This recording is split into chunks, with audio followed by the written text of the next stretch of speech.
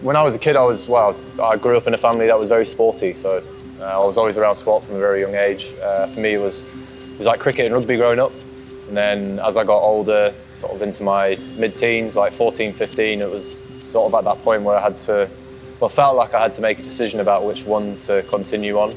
School and education and things like that, that was, in the back seat compared to my aspirations to be a cricketer. And some of my teachers didn't quite understand it, but I also had, a very small amount of teachers who understood me.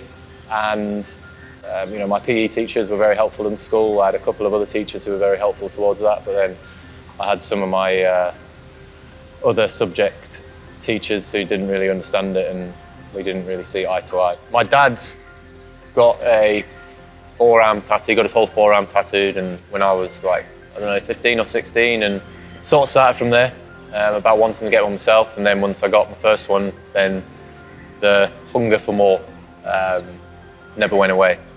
It's one of those things when if you get one, then you're always thinking about your next one probably before you've even finished getting one finished off that you're already on, if that makes sense. So I've got one coming up next, but you'll see that. When I'm away from cricket and when I'm at home and stuff like that, I just sort of tend to do stuff that I could just switch off from cricket. When I'm at home, I try to make sure I'm at home as much as possible, not just in a physical sense, but also in a mental capacity as well. Something that I've definitely got better at over the years. The more I've got older, the more experience, the more games I've played. So yeah, I like to play a lot of video games with my friends, play golf, and generally just chill out and get away from it. I think Test cricket will always be around. There's a lot of talk around maybe the other formats taking a backseat to the T20 format, which I don't see that as a negative. I think it's just how the landscape of the whole game is changing. I think it'd be a little bit naive to not sort of understand that and maybe see a direction where T20 cricket is now more than just an opportunity for people. It's also a livelihood for people, and also the younger generation coming through. Just the whole landscape of cricket has changed in such a quick space of time that who knows where the whole game of cricket is going to be in 2 to 3 years. But I personally think that Test cricket will always be around.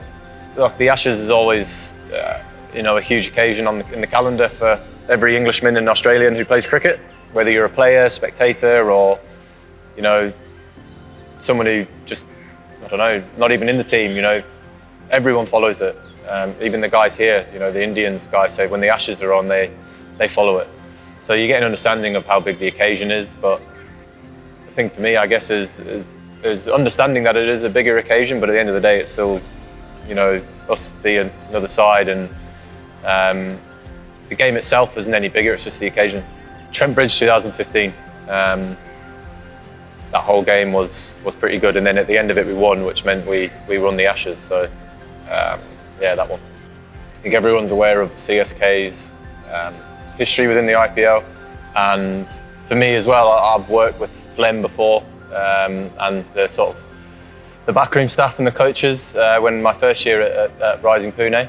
So I was excited to get back and work with these guys again. I really enjoyed my time there, and obviously being with MS again was another exciting thing, and Mo being here as well. So yeah, no, I was really excited and very glad to be picked up by Chennai. As I said before, I worked with the coaching staff before, so I was fully understanding of how it was going to be, and I know how MS sort of likes to work. He likes to create a pretty chilled environment, let everyone sort of do what they feel they need to do to prepare. But unfortunately this year, look, it's been, I've only managed to play 2 games. The injury at the start of the tournament obviously wasn't ideal, but then you look at the role that the team got on whilst I was injured, and then it was pretty simple for me, to be honest. Like, I knew that when I was back to fitness, it wasn't going to be a case of just coming back into the team, because you don't want to change things around when the team's going too well, and I knew that. So for me, the period when I was able to get back into training was just making sure that I was doing the right things to allow myself to be able to go if I was asked to play or required to play. But we've been on such great form throughout the season that I've been more than happy to watch the team go out there and win the games, and obviously we find ourselves in second position, so I can't really complain. I've actually played here before for England. I'm as well for Rajasthan, but I'd never been part of a Chennai team to play in front of this crowd as sort of, you know, the home team. So I knew that it was going to be a very special place to play, walking out with the Chennai shirt on for the first time. They've changed the ground a lot, and it looks really good, but the atmosphere and everything like that's just been absolutely amazing. I keep saying MS here, but obviously if you have MS in your team, you know you're going to be supported like a home game, even if you play away. So when we come here and play here, it's just on another level.